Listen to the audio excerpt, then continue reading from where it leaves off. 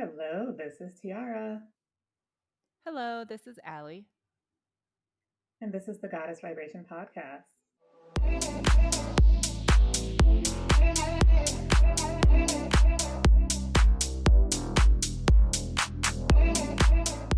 Welcome back, you guys. So, today we are going to dive into a topic that we have talked about prior, but this is going to be more about like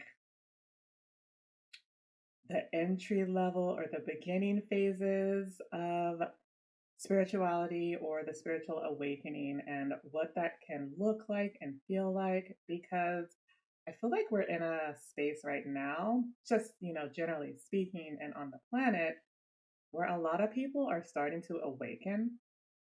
And a lot of people are kind of stumbling into this space where they're like, okay, I've had this profound shift in awareness. What do I do next? I'm kind of scared because this is new, this is different. I don't know anything about it. I don't know which direction to go.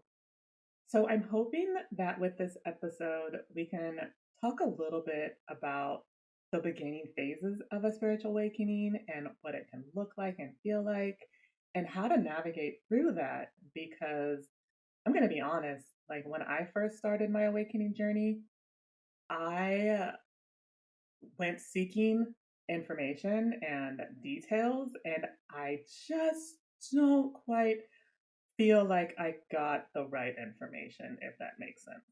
Yes.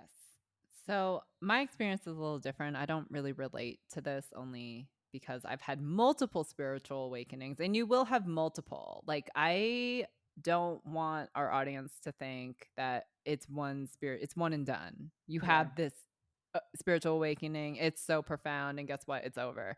You will actually have multiple throughout your lifetime. The more that you discover about yourself, the more that you connect to yourself, the more that you learn about yourself, there'll be pivotal moments where you actually have larger awakenings and bigger awakenings. And I've been on this journey pretty much my entire life because my upbringing has been very different.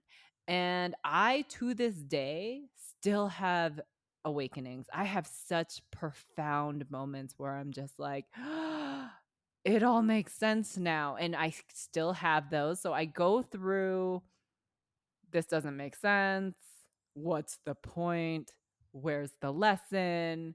I don't get it. And then it's like the more that I am consistent with it and the more that I work on it, I'm just like, oh, there it is. All makes sense.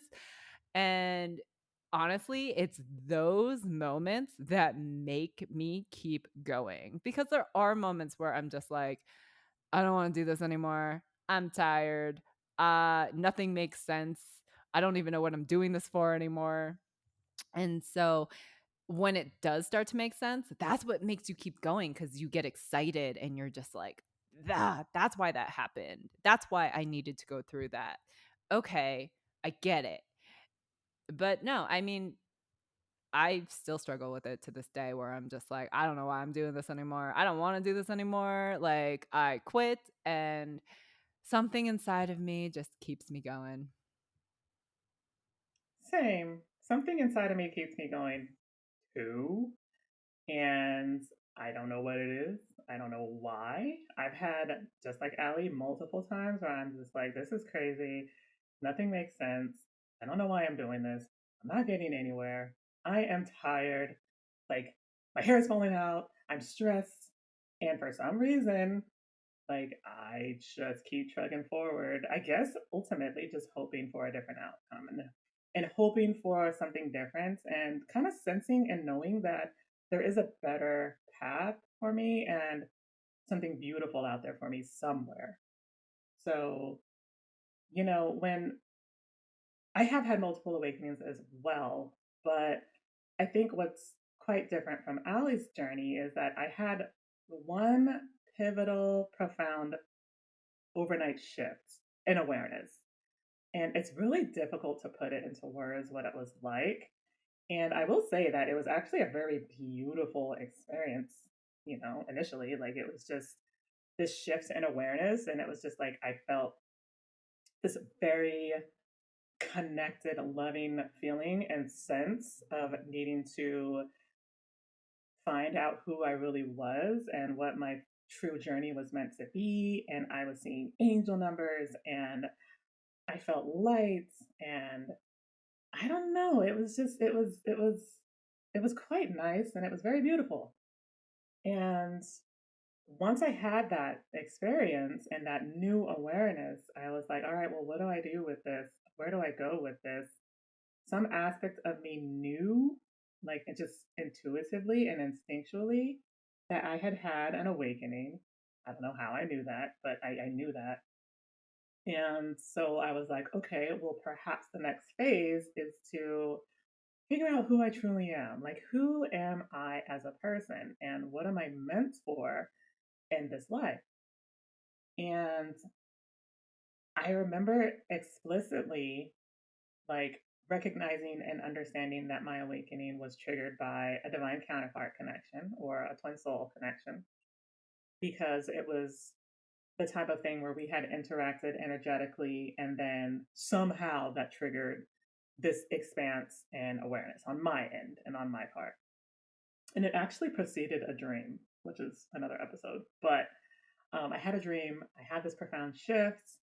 And I was like, okay, well, since I know that this is somehow connected to a twin soul, I'm going to go to Google and I am going to look up twin flames and twin souls and see if I can make sense of what I'm intuiting about this connection.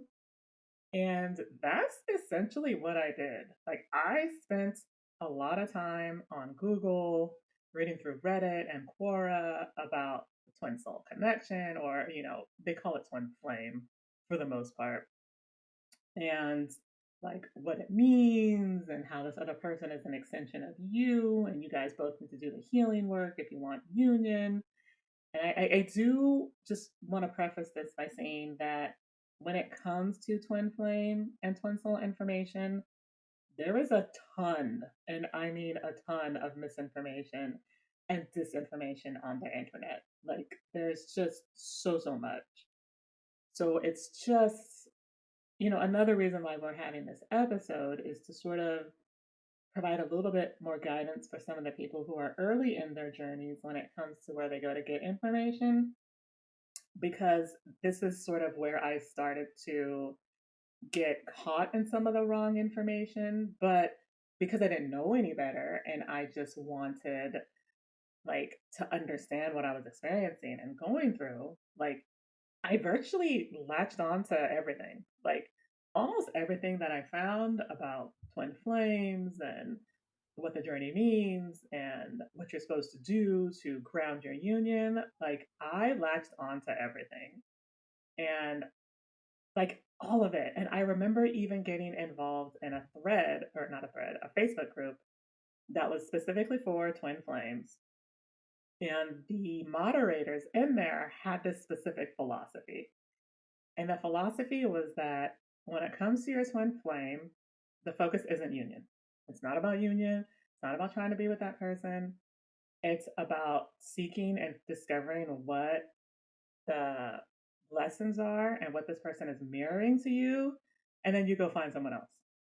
And I was just like, okay, so on paper, that makes sense.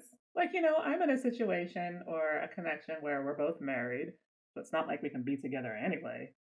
So maybe I need to figure this out in regards to, okay, well, how do I navigate this connection and the pull that I feel without violating our marriages? And while also capturing the lessons and doing what I can on myself to maybe ground this in the future. So I remember like initially having that thought and like wrestling with myself because there was a piece of me that was like, something about this doesn't feel right. I don't know why it doesn't feel right, but something about this doesn't feel like it's true. Interestingly enough, the universe has this thing. Well, sometimes they'll send us people to help us along our journey or to help shift us in another direction. And I did get sent someone on Facebook who was like, you know what? All this stuff they're saying about twin flames, like it's bullshit and it's wrong and they're trying to steer people in the wrong direction. And like, I don't understand all these people who are listening to this and you shouldn't listen to this. And I was just like, okay, I get where you're coming from. But like, maybe I should because we're both married. So maybe this is what I need. And so I remember like having some of those thoughts. And then from there, like just going into so much of the wrong information about spirituality and the journey and like spending so much of my time and energy feeling like there was something wrong with me that needed to be fixed. Like I remember distinctively feeling like the reason why we weren't in union was my fault and that I needed to fix it and that I needed to fix myself and like just feeling anxious about it and taking that burden upon myself. And I wouldn't want that for anyone and don't want that for anyone at all. And at the end of the day, that's really not even what spirituality is about. And it just makes me so crazy that that information is out there and that there are so many people, like even in that one group, that are seeing that and being fed that. So, at least for me, that information is kind of where it started to like send me in the wrong direction, if that makes sense. So I kind of want to just back up here for a second because the twin flame concept, you guys, is so heavily misunderstood. And I know that there's a lot of distortion around it. And I know probably hearing that there's going to be very triggering. So my apologies in advance. That's not my intention. But I do feel a responsibility for the people that do understand what the twin flame connection really truly is about. I do feel responsible for at least giving our audience or giving these people a different perspective and a different side of what that concept really is. And, there I I kind of feel like this started with Megan Fox, who has been very vocal about her spiritual journey, especially with Machine Gun Kelly, and her saying like she doesn't have it all wrong, but her saying, Machine Gun Kelly and I are split souls, like meaning we are one soul that has been split into two people. Right. And that's what the twin flame journey is. And, so basically we're just two halves making each other complete as one. And I think that's how, she presented it. And, obviously being a celebrity and having that platform, people probably hit the internet and was just like, oh, tell me more about this twin flame journey. And unfortunately, the internet has a lot of her sentiments. It does. And it's a way to get, especially once you start like feeding into that some of that twin flame stuff, it can really send you in the wrong direction. So we actually do have a recording that we did from season 1 where we talk about divine counterpart connections, and we do clarify, what the twin flame experience is like. If you guys are interested in that, but I do just want to share that you need to be careful, especially at the beginning of your awakening when it comes to some of this information, because spirituality is much more than that. Now, I know also that there are a lot of people who do have these very profound divine counterpart connections and they just want to make sense of it. And that's how I felt too, where I was just like, I want to make sense of what this was. It is so different from anything I've ever felt and experienced. It turned my world upside down. This person is on my mind all the time. I'm dreaming about them every day. Like, what is this and why is this happening to me? So I understand that urge to want to get understanding and clarity around it. I just want to make sure that people, when it comes to finding some information, practice discretion and not let other people's beliefs influence their own. Because I did that as well. Like that belief that, you need to avoid your twin flame and find someone else. Like I believe that. And it influenced my behavior in many ways. And it was not for the better. So please do take that into consideration when you're beginning this journey, is just like lean into that intuition a little bit more. You know, mine was there. I just didn't listen to it. And that's my fault. So don't be like me. Um, but just in addition to that, like, and I think this happens to a lot of people. When I initially had my awakening, I also did feel very alone. And a big part of that is because you are experiencing something that isn't talked about, right? Like, you know, when you're in the matrix, you're on the rat race. There are things that people talk about and accept, and there are some things you don't talk about. And talking about how you can see angel numbers and hear things and have these profound dreams about your twin flame connection isn't really something that we go talking about in our day to day matrix lives. And a part of me kind of felt like, oh my God, I can't share this with anyone because if I do, they're going to think I'm cuckoo for Cocoa Puffs. And that was a big concern for me. And I even went as far as not even sharing any of this with my husband. Like I shared a little bit of it, but the depth of it I didn't share. And a big part of that is because, you know, part of the reason for the awakening was a divine counterpart connection. Now, granted, like we were only interacting on messages on Facebook, it didn't go beyond that. But it's really, really tricky to navigate a divine counterpart connection when you're in a relationship with someone else. Like it is so tricky and it makes you question yourself and you question if you're a good person or not. And you question, wow, why am I feeling this? Like I remember distinctly having this conversation with my divine counterpart and we were just like, gosh, are we bad people for feeling this way toward each other when we're married elsewhere? And I didn't know how to answer. I was just like, I don't know. Like, I just know that this isn't like anything I felt, but I also know that I have an obligation to my husband, just as you do to your wife.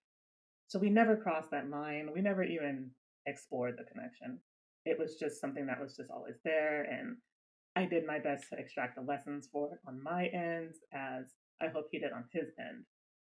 But when you have those really unique, profound experiences, it is so isolating. And I remember not really knowing where to go and like where to encounter other people having this similar, unique experience.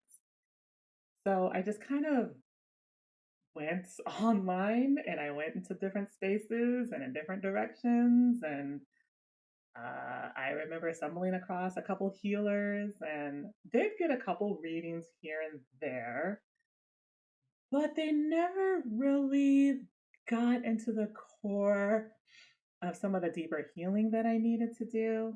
Like a lot of the readings that I had were just very surface, and it was always just, oh, you know, you need to work on this. And if you do that, then things will shift for you. And I remember having one that helped me navigate through some emotions around a traumatic experience I had in my childhood, and she kind of just we did some visualizations. But I remember leaving it and just feeling like I don't really feel any different than I was before I did this. So that's on me for not practicing deeper discretion. But you will soon realize that when it comes to an awakening, once you start looking for the information and the help and the support, discretion and intuition is so, so, so important. And I cannot reiterate that enough. That is because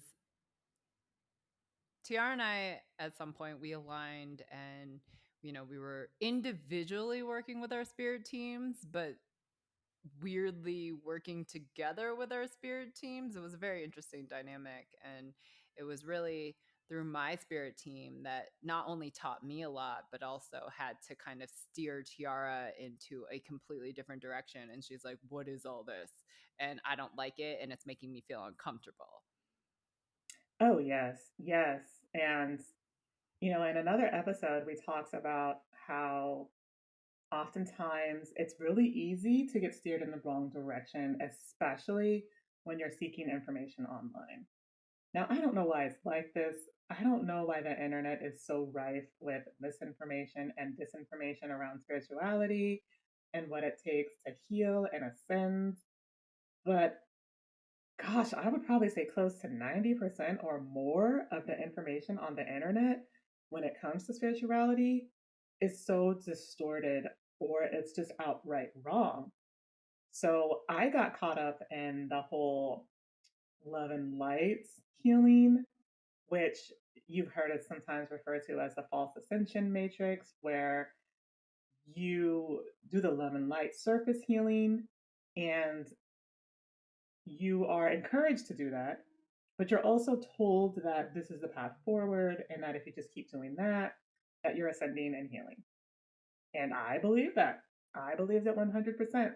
So I was like, all right, cool. Let me just continue working with my crystals and doing meditation. And like every once in a while, I would have additional smaller awakenings where I'd recognize something or a pattern about myself that I didn't recognize before, and I would try to shift it. But it was all very surface level stuff. And it wasn't until I really started working with Ali that I realized how far in the wrong direction I had gone.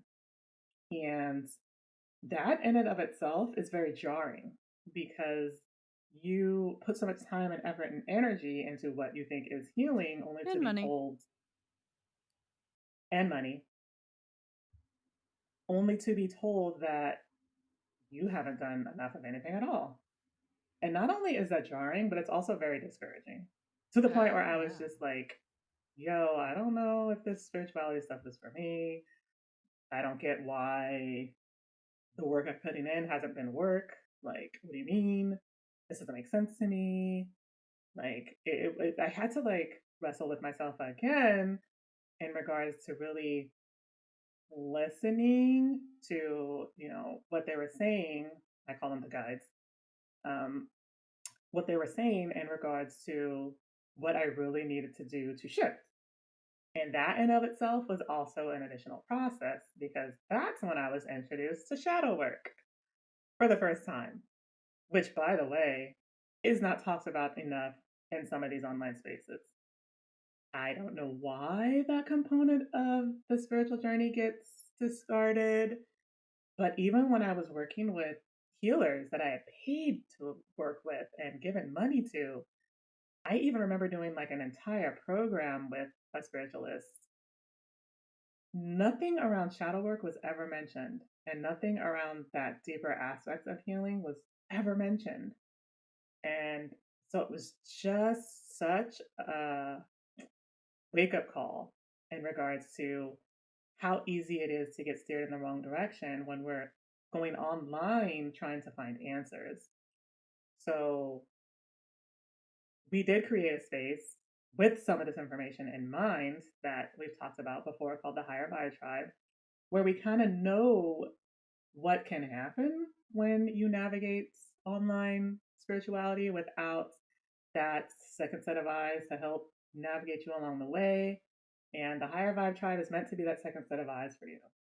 So, for anyone who's interested, please do go check us out. You can find a link to our Higher Vibe Tribe on our website, which is www.goddessvibrationstudio.com.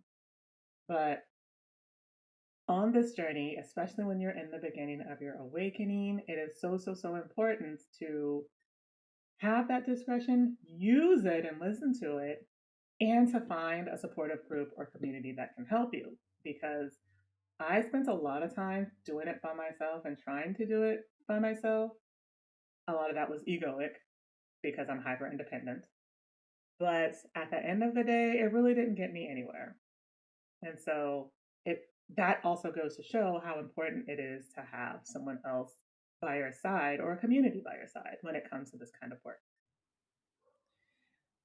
Another thing I want to add about community is that it gives you a sense of belonging. It gives you a sense of feeling misunderstood because spirituality is heavily misunderstood. And not only is it heavily misunderstood, but it's very isolating because you are going against the masses. Your thought processes are going against everything that we have been taught.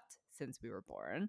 And B, it's also, people, a lot of people, depending on how you were brought up, and a lot of people, even in the households, have that programming, especially if you grew up in a religious household where it's like you got to keep those traditions going. And it's really hard to break free from that because, especially depending on who your friends are, who your family are, you don't want to be judged by them because it's just like you don't want to, because out of fear of losing them too, you're just like, I don't want to, I don't want my parents to now think that something's wrong with me, or I don't want Hmm. to lose some of my friends because I'm feeling like, they want something different from what I want, which is totally fine. But at the same time, it's just, you can't stop people from having opinions. You can't stop people from judging. And I know that that gets in the way of your own insecurities of being like, well, I don't want to be different. Like, it's already hard enough being me. And now I'm about to take this different path, and people are going to view me differently. And now I'm at risk of not only being judged, but losing these people. Hmm. And unfortunately, for me personally, I've lost tons of people in my life because they just no longer align with me. And I couldn't let that stop me. And I feel like a lot of people let that stop them because, no one likes change. No one knows what's going to happen if you walk this path. There's no guarantees in life. You don't know what is coming at you when you go against the grain, and that's all very scary. It's very isolating. And because Tiara and I have either A, gone through it like myself, or B, going through it like she is right now, for the past few years, Tiara and I were very fortunate that we found solace in each other in our journeys, and we were able to learn a lot from each other. But that's when we were just like, there's got to be more people out there like us. This is why we are looking for a soul tribe. And a soul tribe is just a community of all different types of souls. Like, this is different from soul family. This is very different. It's just a soul tribe where it's a place that you can go where you can feel supported. You don't have to feel like you've been outcasted or ostracized. It's a place where we support each other, and you're in good company with people who might not fully understand what you're going through, but can relate and can have shared experiences with each other. Because it wasn't until very recently that Tiara and I had a meeting with this woman where she was just like, it feels so good to have this conversation with you guys, because I acknowledge that it's isolating. And, it makes us wonder how many people feel isolated, how many people feel lost in this journey, how many people feel misunderstood. And I can guarantee you, anyone who is in a spiritual awakening or has been in spirituality for a while, I can guarantee you that most of those people feel all those things. Oh, absolutely. It's almost like it's a rite of passage. Like I mean, obviously, I can't speak for everyone, but part of that awakening is navigating through that sense of isolation and aloneness because, you know, as Ali mentioned, you're experiencing something that isn't talked about, that doesn't necessarily, isn't really received well. And I know personally for me, I had this fear of being like considered crazy or cuckoo or even committed were some of the fears that I had. So when it came to some of the things I was experiencing and, my journey, I kept most of it to myself or I would journal. I do recommend journaling if you're feeling like that because it did help a lot actually. But yeah, I mean, it's almost just part of that journey is navigating through that, and it goes to show how significant it is and how important it is to have a community and a space where you can talk about shared experiences, because there is so much value in understanding that we're all having the same shared experience, just in different ways. Absolutely. And I'm very thankful that, I've had Tiara because, like I said, her and I have figured out a lot of our journeys, not even in this lifetime, but even past lifetimes, and like doing past life regression with each other and rediscovering who we are, because that's a huge component to what spirituality is. It's connecting to yourself, it's learning about yourself, it's learning, why did we come to earth? Like, why are we here? We are not here to be a part of the matrix. We are not here to make the rich richer while we struggle. We are not here for, unfortunately, what the dark forces that exist on this planet have put in place for us. And they're like, let's just turn the masses into our modern day slaves, and like, let's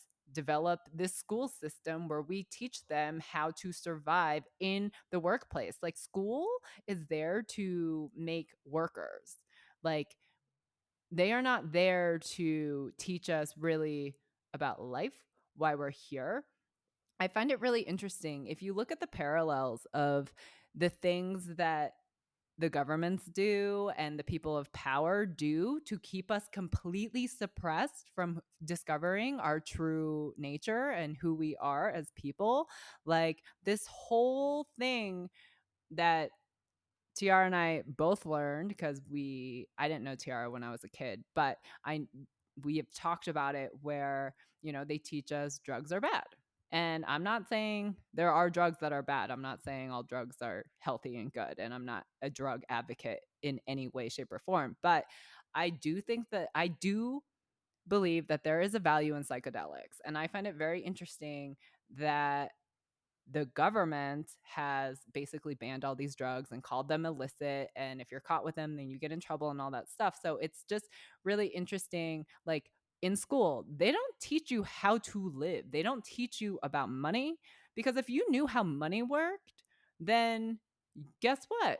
You wouldn't have to join the rat race and work 9 to 5 to make the people richer. If you actually understood how money worked, it's they have purposely have taken things from us to help us live independently, and substances that can help with the journey, can, not always, but can, and reconnect ourselves and find meaning in life that has absolutely nothing to do with the matrix. Oh, I am absolutely convinced that all that misinformation and disinformation online when it comes to spirituality is intentional.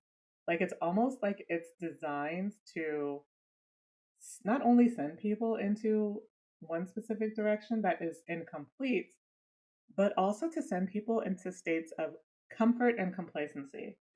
Because if you're focusing on love and light only and you're feeling content in that, then why would you do anything deeper, or why would you do anything else? Like, when I dove into that type of work, I felt fantastic.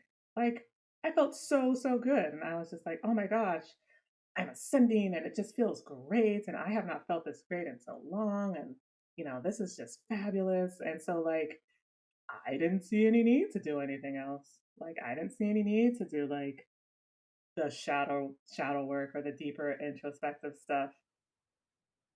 So when did that shift for you? Yeah, and when did that shift for you? Um, it probably didn't really shift until when I was in maybe slightly before, when I was in Colombia, because you and I were working together and we were working with some of the archangels. And I don't think it really clicked that it wasn't enough. Like, what I was doing and had done wasn't enough until then. And then even then, I didn't understand. Like, I was just like, well, what do you mean it wasn't? It wasn't enough. Like, I was spending years doing this stuff, and you're telling me it wasn't enough? Like, that's not right. And so even then, I still gave pushback because it made me feel like I had wasted time, or like that I wasn't approaching things the way it should have been and had just wasted years of my life. And I didn't like that sense. So there was pushback around that as well. But I would say around that time is when I like it really clicked and I was just like, oh, I got a lot more work to do. Tiara had so much pushback. Like, I really cannot describe the frustration I was feeling. But at the same time, it's like, as a coach, you also have to balance that with grace, right? Because it is a new concept.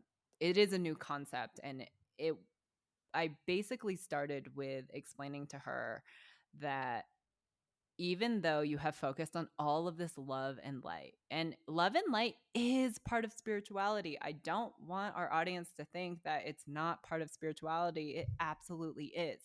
Mhm. It was really when I started to highlight some very toxic behavioral patterns with Tiara. And she was just like, well, what do you mean? And I was just like, you can't have these toxic behavioral patterns keep resurfacing and cycling and expect to expand and grow. Mhm.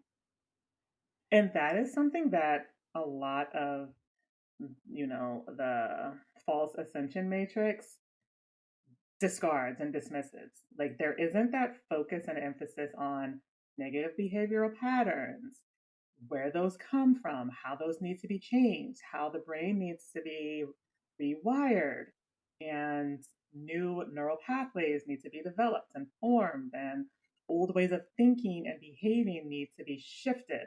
Like that stuff is stuff that I never found, even when I was doing all this online seeking and research and trying to find answers. And that's so unfortunate. And it kind of drives me crazy. Like, I'm not going to lie.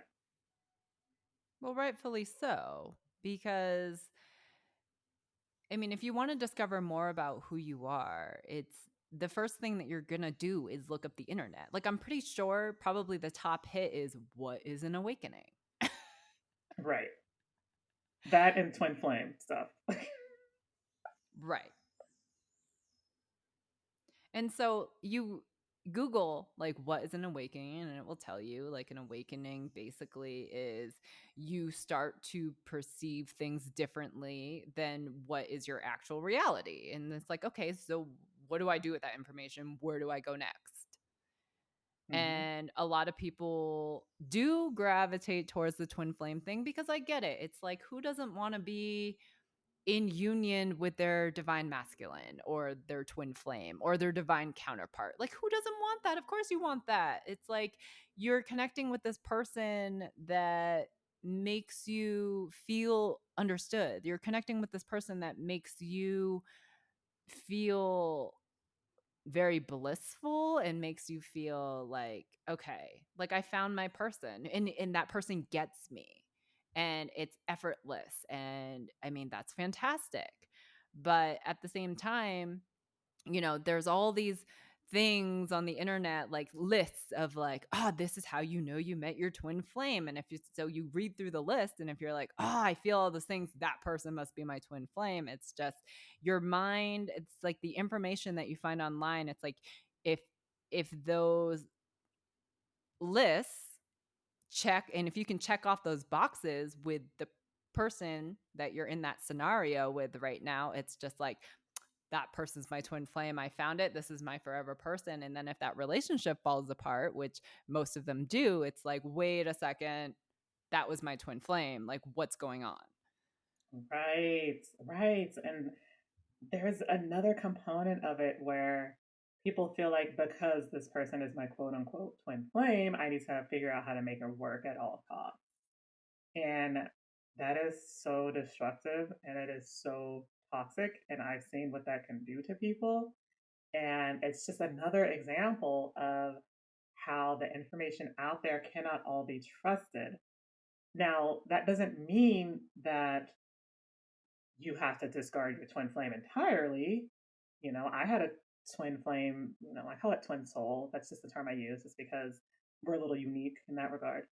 And I had a twin soul connection, and like I recognized that, yeah, there was significance and importance when it comes to this connection, but it might not mean that we end up together at all. That doesn't mean that I can't still take value out of that connection.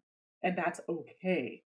And I feel like people kind of get caught up in, I need this person or else, or like there's no one else. Like it just has to be this person. And that can lead you down the wrong pathway as well. So, it's important that we try to really not let, this is really hard. It's very hard. But it's important that we try not to let the ego overtake our intuition and our heart when it comes to this journey, because ultimately that's also how we can often end up going down the wrong path. Oh, I'm so happy that you brought up the ego. Tiara, can you share a little bit about your egoic experience? Oh, yes. I'm an ego master. I mean, I don't say that to boast or brag because it's not boasting or bragging, but I have a lot of ego. And, Ali was talking about like recognizing that point where I realized that I needed to do some of the deeper shadow work stuff. And my ego was like, nah, nope, I spent too much time working on this stuff already. Like, there is no way you're making me do more of this. You don't make sense. Nope, nope, not happening.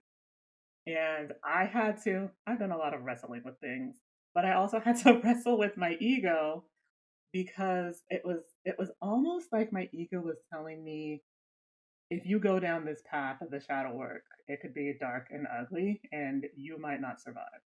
Like I felt like that's what my ego was saying to me.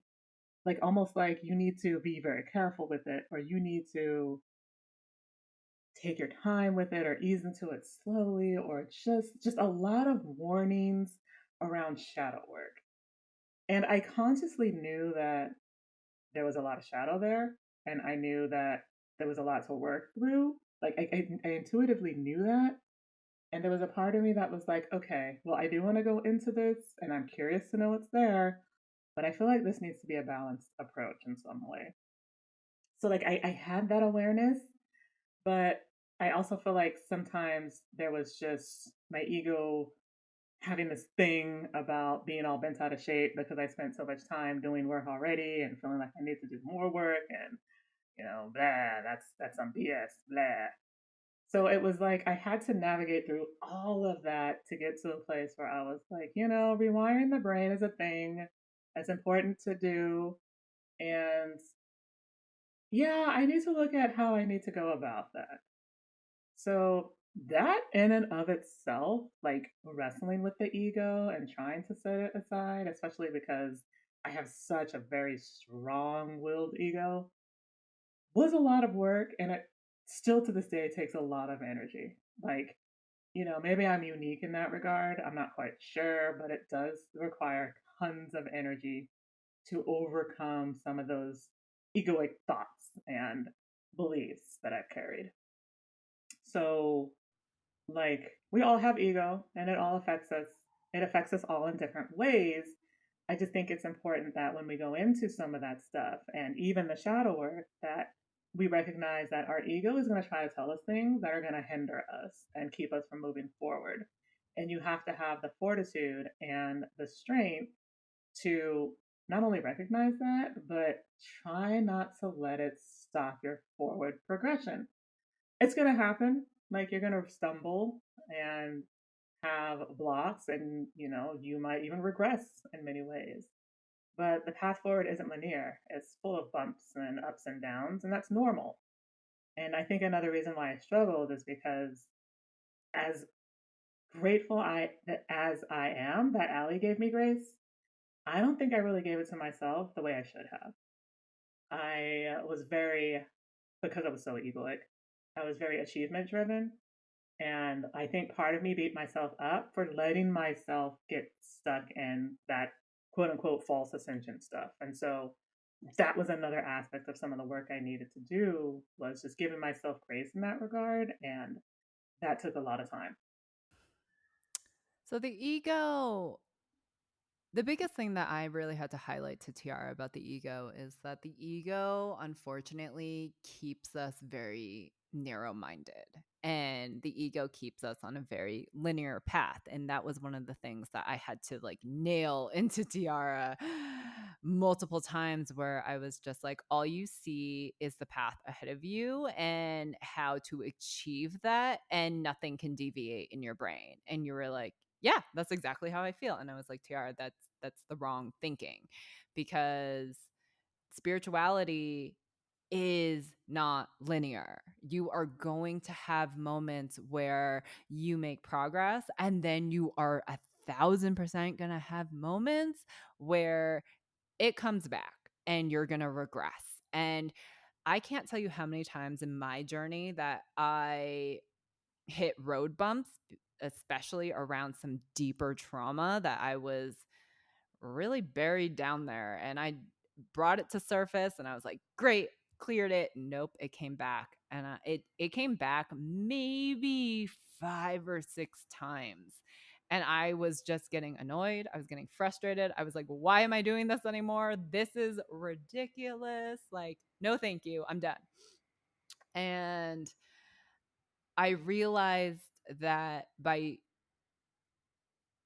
giving up or wanting to give up, all I was doing at the end of the day was stunting my own growth. And I don't think a lot of people really realize that letting that ego get in the way of your achievements and goals actually ends up stunting your growth in many, many ways. Not in all Hmm. ways, but in many ways. And I just don't think people understand the power of the ego. Yeah. And it is so disheartening to know that it can stunt your growth, because I can channel, and my own spirit team said to me, if you do not clear this, you are not going to ascend any higher. And I was like, well, what the hell does all that mean? And they were just like, if you do not clear this, you're going to, like, your spiritual growth is going to be stunted. Like, you're going to be stagnant. You are going to be on pause. That this is as high as your spiritual journey is going to go at the present moment. And I was just like, yeah, I don't like that. Like, I I'm a very curious person. I love exploring, and I was just like, that answer is not good enough for me. And they were like, great, that means you have to work on it. The choice is yours. Like, you can be your own worst enemy in this, and you can say, I've plateaued. This is where it stops, or you can keep pushing forward, but you have to clear this. Hmm. Oh, yeah. I'm glad you brought up being your own worst enemy because it's the ego that ultimately drives that when it comes to getting in your own way. And oh, I know that that's happened to me multiple times where I've gotten in my own way and my own ego has told me things that were either not truths or half truths, or like my ego has this way of like distorting truths. Like there's truth to it, but it's not the full truth. And so like oftentimes I would get caught in some of that, and then like it would kind of leave me in this place where I'm wrestling with that. And so it's just you have to recognize when that's happening and try to step back and see the bigger picture, which for me has always been very hard. It has been so hard for me to ever see the bigger picture because my ego wants to tell me, hey, this is what's going on. This is how it is. This is what you do with that. And then usually most of the time I'm just like, oh, okay. So again, it takes a lot of mental fortitude, support, hint, hint, community support, uh, and courage to be able to look the ego in the face and say, hey, I need a different way. Like, this isn't working for me. I'm not content. I'm not fulfilled. I'm not happy. I want to go in a different direction. I need to give myself grace to do that and know that this journey isn't going to be linear, and it's not going to be perfect. And that's ultimately what I needed to tell myself. And, I wish I would have done that sooner, but I am learning to do that now. Absolutely. And I just think that that's really important to highlight is that healing is not linear. There's not a single path. There are actually multiple paths to achieve what you want to achieve. It's just what are you willing to risk? Because there is risk in this. And I would say for me personally, like as I know that we started this episode talking about the beginning of the spiritual awakening and what that looks like and how scary that is and why we hit the internet and what we look for.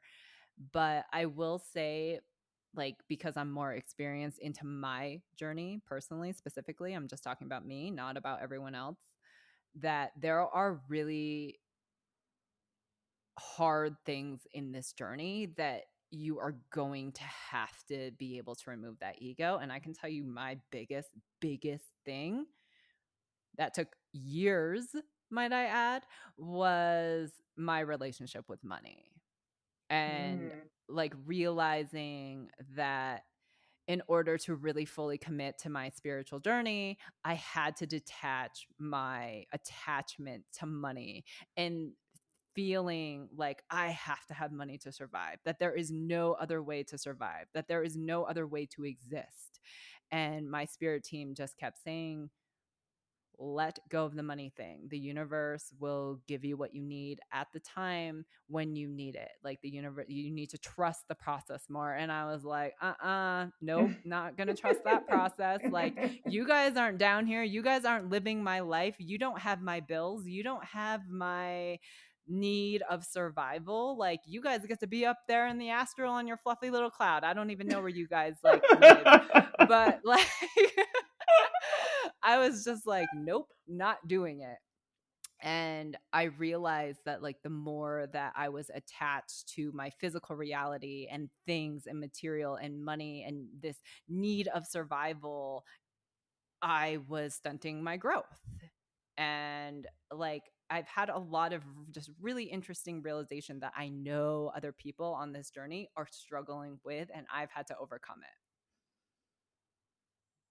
I just wanted to give a shout out to the fluffy cloud because I'm going to use that moving forward. I thought that was freaking hilarious.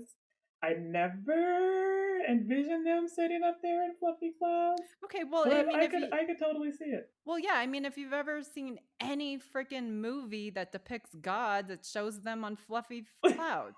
You know what I'm saying? Like, Right. like, have you ever seen the Disney movie Hercules, where they're literally living on that massive cloud? Yeah. Yeah, yeah, Yeah, yeah. No, I get where it comes from. It's just I thought it was hilarious. yeah, So, when it comes to that aspect and component of it, I'm still absolutely working through that whole attachment to money, and it's the way it's manifested itself is that like I have these specific things I want to do because I'm an energy healer and like it's relatively new. And while I do have some clients and that's growing, I'm like, okay, well, is this gonna pay the bills? Because I still don't know yet. Like, I can't tell. Like, should I abandon and go back into Matrix? I don't know. Where's the money? So I'm working through that and still trying to like see where it goes. But I think ultimately, I want to follow this passion and continue with this passion. And what I'm gonna have to do, and I know I'm gonna have to do this, and I will get there eventually, is I'm gonna have to surrender and trust that through this journey and avenue of serving that it will somehow ensure that my needs are met. right. Which is exactly what the universe will always ask you for when doing this journey. They are going to ask you for you to take that risk. They are going to ask you to find that courage and start learning about yourself. I cannot talk about this enough. I don't want you guys to get caught up in all of the outside noise about their take on spirituality and what spirituality is and push their beliefs onto your beliefs, because that's not what it is. Like, we are not here, all these star seeds on this planet are not here to tell you how to live your life, because we're no different from the Matrix at that point. It's just Starseeds roles should be that we're just here to offer guidance and support and help you discover who you are, why you are here. We are here just to support and guide. We're not here to tell you our teachings. We're not here to tell you to believe in other stuff. And if people are pushing that on you, I mean, if that's what you're looking for, that's what you're looking for. I'm not here to judge, but you shouldn't really be looking for that. What you should be looking for is people to kind of hold your hand and kind Mm. of guide you in some certain directions and highlight some of those behaviors and it's like, but you still have to put in the work. It is absolutely 100% your responsibility to put in the work. Absolutely. So, if you are looking for your ally, please do check out our Higher Vibe Tribe community on Patreon, which you can find at www.patreon.com/vibe higher. And you can actually go in and try out the community for 7 days, no commitments, and just see if it's a space that resonates with you. There's lots of content in there already, including a couple channeling sessions, which, by the way, if you've never seen a channeling session, seeing one live is actually very fascinating. So if you want to check that out, that content is in there too. And then you can decide if this is the space for you. But we do hope that, you'll stick around because I've said this many times and I'm going to continue to say it that everyone needs an ally. Thanks, Tiara. I really don't like it when she says that. I'm just gonna be very open and honest about that. I'm also very flattered, but I'm also very humble. I really do genuinely care about helping the collective. And I understand that I am not going to resonate with everyone. I certainly don't Hmm. resonate with everyone, and that's okay. Yeah. But I do feel that people feel my authenticity and people feel about how much I care. And I do care, which is why we talk about such controversial things on this podcast and kind of debunk what the commercialized spirituality is selling you, because it's so irritating and frustrating for me personally, and it actually like hurts my heart because there's a lot of people profiting off of your confusion and your vulnerability of not knowing where to go or what to look for. And i I don't believe that that's what spirituality is all about. So, I do hope this episode helps give a little bit of guidance, particularly for those of you who are relatively new to the spiritual journey, or you're just getting started in that journey, or you've just had an awakening. I hope that this can help steer you guys in the proper direction, because at least now you kind of have a sense of what to look for. But if you are just really curious and you're just like, gosh, is there anything online where I can get reliable information? We have talked before about the Ascension Glossary, which I think is just ascensionglossary.com. And so far, it seems to be the most aligned when it comes to the information Ali and I have channeled. So that's a resource. And I actually think that the person who hosts that does have a separate website with additional information, support, and services.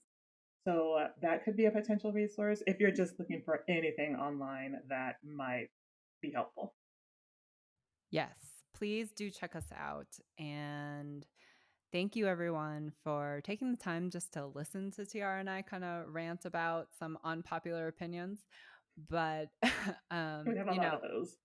we do have a lot of those. But I mean, we really appreciate you. I mean, obviously, you guys listen to us because you find some value in what we have to say.